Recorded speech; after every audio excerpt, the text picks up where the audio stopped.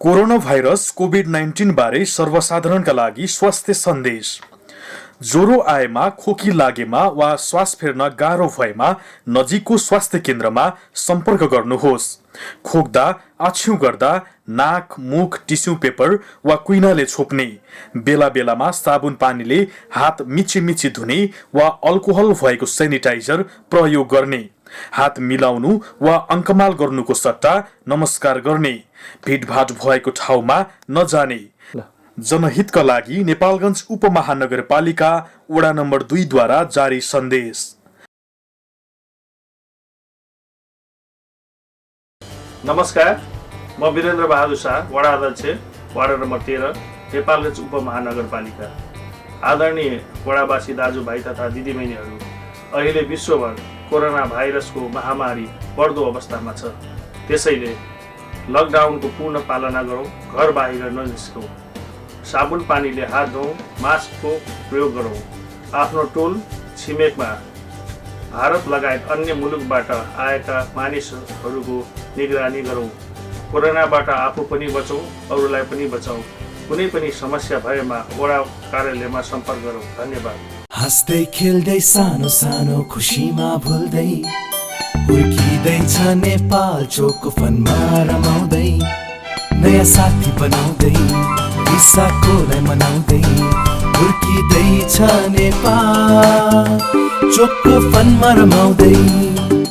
नेपालको सर्वाधिक लोकप्रिय चोकलेटी wafer Choco Fun. Choco Choco Choco Choco Choco fun.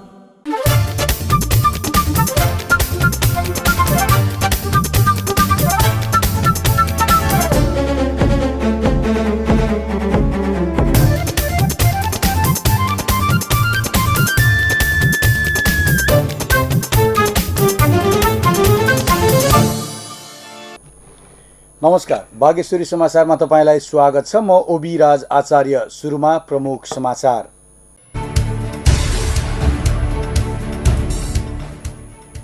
मंगलबार बाँकेमा 12 जना कोरोना संक्रमण पुष्टि, 14 जना डिस्चार्ज।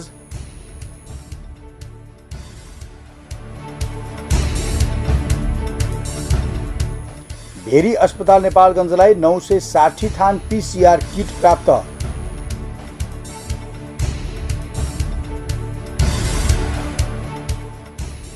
नेपालमा मंगलबार थप 1356 जनामा कोरोना पुष्टि। देशैभर संक्रमितको संख्या 66,632 पुग्यो।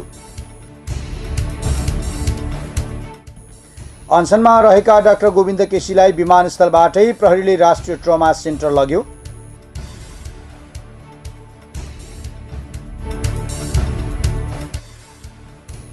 र राष्ट्रिय खेलकुद परिषदमा कार्कीको पद बहाली।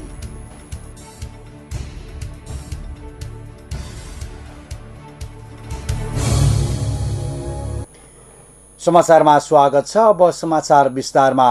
मंगलबार बाँकेमा थप 13 जनामा कोरोना संक्रमण पुष्टि भएको छ। भेरी अस्पताल नेपालगञ्जको प्रयोगशालामा गरिएको PCR परीक्षणमा मंगलबार 29 जनामा कोरोना संक्रमण पुष्टि भएको हो। जिल्ला स्वास्थ्य कार्यालय बाँकेका कोरोना फोकल पर्सन नरेश श्रेष्ठका अनुसार 29 जना मध्ये 13 जना बाँकेका रहेको र बाँकी बर्दियाका रहेका छन्। भेरी अस्पतालले 200 जनाको परीक्षण गर्दा 29 जनामा कोरोना पुष्टि भएको जनाएको छ। यसैबीच 14 जना कोरोना मुक्त भई घर फर्किएका छन्। भेरी अस्पतालका एक स्टाफ नर्स, उच्च अदालतका एक कर्मचारी सहित 4 महिला र 10 पुरुष गरी 14 जना डिस्चार्ज भएका हुन्। त्यो सँगै बाँकेमा कोरोना संक्रमणबाट निको भई डिस्चार्ज हुनेको संख्या 1264 पुगेको छ। बाँकेमा अहिलेसम्म 1674 जनामा कोरोना संक्रमण पुष्टि भएको छ भने अहिले 379 जना उपचारार्थ रहेको बताइएको छ। बाँकेमा 11 जनाको कोरोनाकै कारण मृत्यु भइसकेको छ। भेरी अस्पताल नेपालगञ्जका मेडिकल सुपरिन्टेन्डेन्ट डाक्टर प्रकाश थापालाई कोरोना भाइरस संक्रमण देखिएको छ। 2 दिनदेखि अस्वस्थ मेसु थापाले सोमबार कोरोना परीक्षणका लागि स्वाब दिएका थिए। ज्वरोसँगै शरीर असाध्यै दुखे पश्चात सोमबार नमुना दिएको थापाले बताएका थिए। 3 दिन अघि दिएको नमुनाको रिपोर्ट भने नेगेटिभ आएको थियो। सोमबार भन्दा मंगलबार केही सहज फिल भइरहेको मेसु थापाले बताएका छन्। कोरोना भाइरस रोकथाम, नियन्त्रण र बिरामीकै उपचारमा पनि मेसु थापा आफै खटिँदै आएका थिए। हाड जोड्ने विशेषज्ञ समेत रहेका डाक्टर थापासँगै भेरीमा करिब 1 दर्जन विशेष चिकित्सकलाई भाइरस संक्रमण भइसकेको छ। यस्तै भेरीमै कार्यरत 2 दर्जनभन्दा बढी स्वास्थ्यकर्मी पनि संक्रमित भएका छन्। संक्रमित अधिकांश चिकित्सक तथा स्वास्थ्यकर्मी निको भएर काममा फर्किसकेका छन्। भेरी अस्पताल नेपालगञ्जलाई 960 PCR किट प्राप्त भएको छ। भेरी अस्पताल नेपालगञ्जमा केही दिनदेखि PCR किटको अपुग भएको समाचार आइरहेका बेला स्वास्थ्य कार्यालय बर्दिया मार्फत बर्दियाका 8वटै पालिका तथा कमैया महिला जागरण समाज, स्वास्थ्यका लागि सक्षम प्रणाली र जिल्ला विपद व्यवस्थापन समन्वय समितिले सहकार्य गरी किट पठाएका हुन्। PCR किटको अभाव भए पश्चात कोरोनाको जाँच गर्न कठिनाई भएको अस्पतालले बताउँदै आएको थियो। बाँकीको राप्ती सुनारी र नरेन्द्रपुरका अति विपन्न तथा पिछडिएका परिवारलाई कुखुरा पालनका लागि चल्ला, दाना र अन्य सामग्री वितरण गरिएको छ। कतार च्यारिटी नेपालद्वारा बाँके युनेस्को क्लब मार्फत सञ्चालन गरेको जीविकोपार्जनका लागि साना किसान सहायता परियोजना अन्तर्गत कुखुरा पालन कार्यक्रमबाट सहयोग प्रदान गरिएको हो। नेपालगञ्ज उपमहानगरपालिका, राप्ती सुनारी गाउँपालिकाको फतेपुर र नरेन्द्रपुर गाउँपालिकाको कालाफाँटा अति विपन्न 28 परिवारलाई कुखुरा पालनका लागि प्रति परिवार 140 वटा कुखुराका चल्ला, 4 बोरा दाना, पानी खुवाउने ड्रम 3 वटा, दाना खुवाउने ड्रम 3 वटा लगायतका सामग्री वितरण गरेको बाँके युनेस्को क्लबका संरक्षक प्रवेज अली सिद्दिकीले बताएका छन्। युनेस्को क्लब बाँकेका अध्यक्ष राजेन्द्र चौधरी, कार्यकारी निर्देशक रवि तुलाधर, वित्त प्रमुख वेद पंगालीले विपन्न परिवारलाई कुखुराका दाना, चल्ला र अन्य सामग्री हस्तान्तरण गरेका हुन्। हामीसँग राष्ट्रिय प्रसङ्गका अन्य खबर पनि बाँकी रहेका छन्। बागेश्वरी समाचारमा पालो भएको छ छोटो व्यापारिक विश्रामको।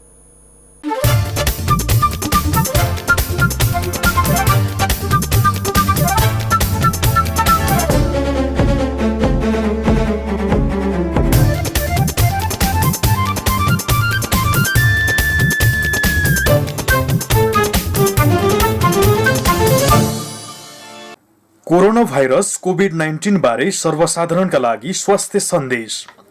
ज्वरो आएमा, खोकी लागेमा वा श्वास फेर्न गाह्रो भएमा नजिकको स्वास्थ्य केन्द्रमा सम्पर्क गर्नुहोस्।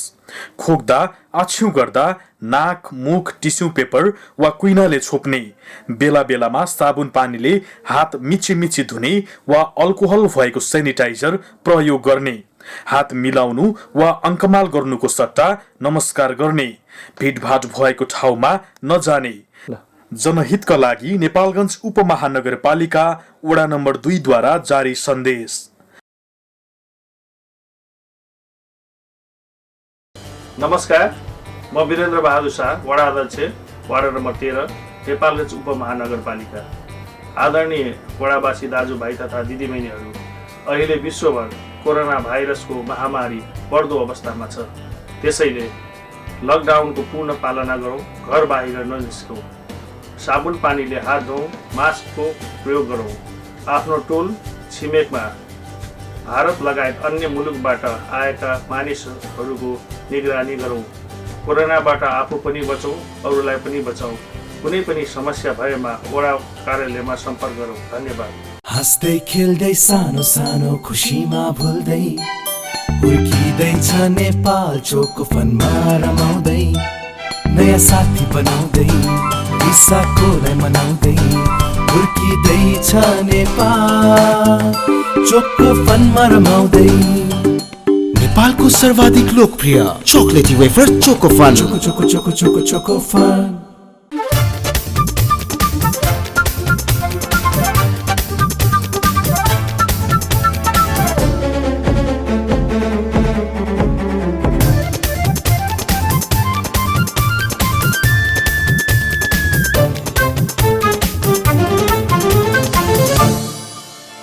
विश्रामपछि समाचारमा पुनः स्वागत छ। अब बाँकी समाचार। नेपालमा मंगलबार थप 1356 जनामा कोरोना भाइरस संक्रमण पुष्टि भएको छ।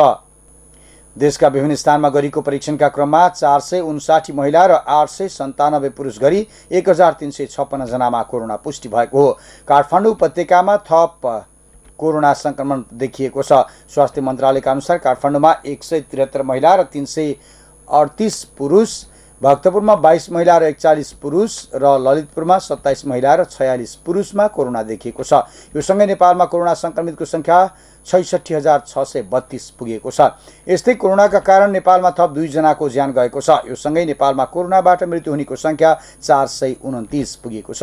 हाल सक्रिय संक्रमितको संख्या 18,142 रहेका छन् भने मंगलबार 823 जना डिस्चार्ज भएका हुन्। यो सँगै नेपालमा कोरोना जितेर घर फर्कनेको संख्या 48,061 पुगेको छ।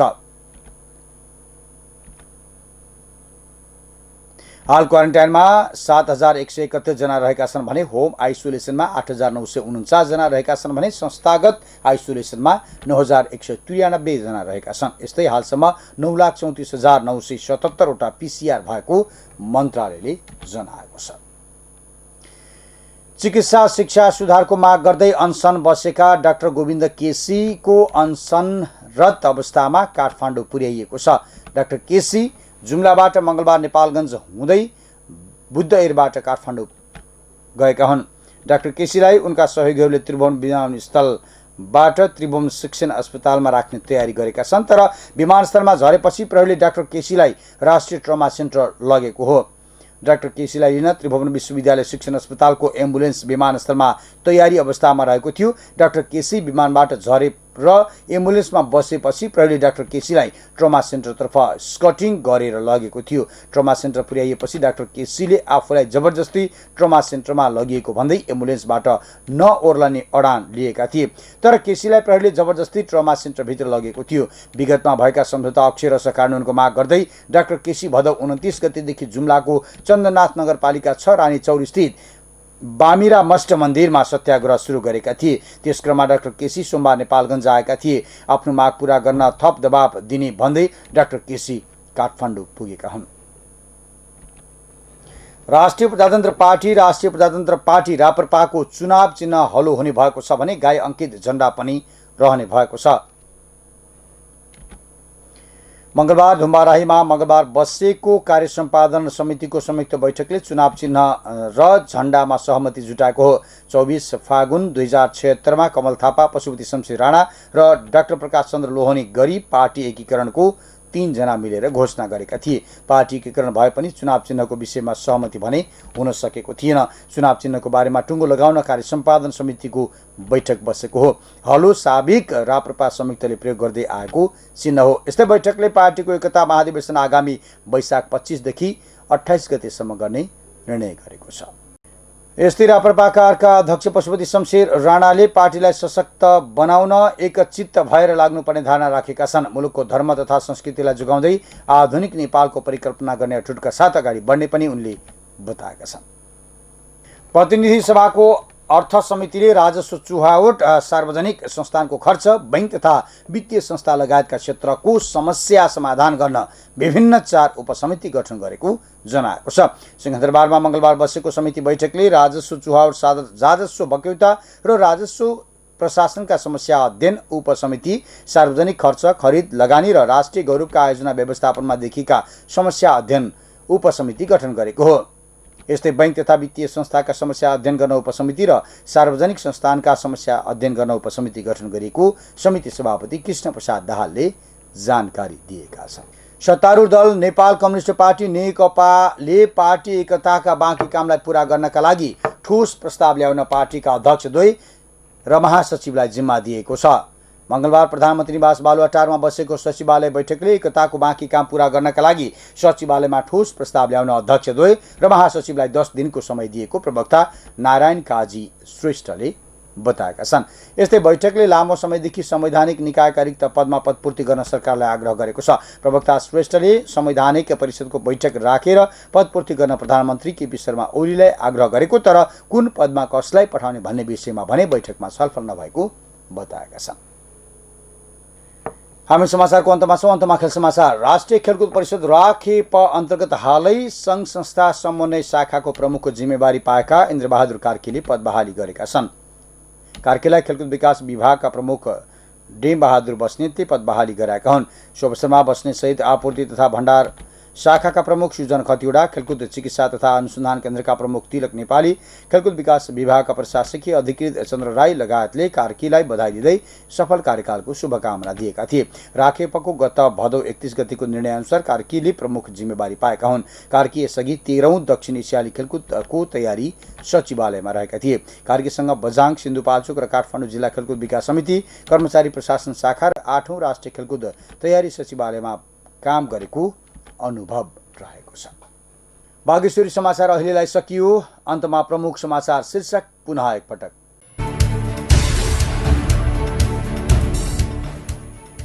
मंगलबार बाँकेमा 12 जना कोरोना संक्रमण पुष्टि, 14 जना डिस्चार्ज।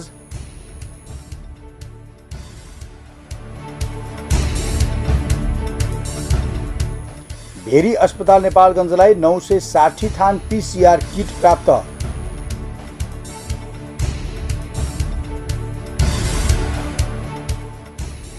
नेपालमा मंगलबार थप 1356 जनामा कोरोना पुष्टि। देशैभर संक्रमितको संख्या 66632 पुग्यो। अनसनमा रहेका डाक्टर गोविन्द केसीलाई विमानस्थलबाटै प्रहरीले राष्ट्रिय ट्रमा सेन्टर लग्यो।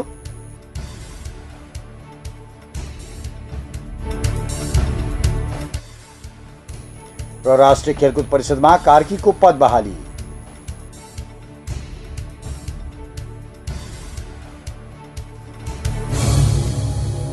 हवस् त, यसै समाचार सँगसँगै आजलाई बागेश्वरी टेलिभिजनको यो समाचार सकिएको छ।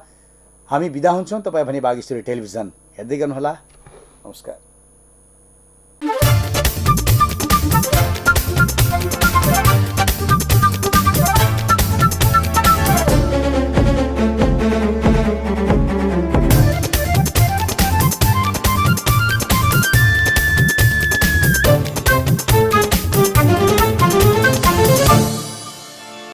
कोरोना भाइरस कोभिड-19 बारे सर्वसाधारणका लागि स्वास्थ्य सन्देश।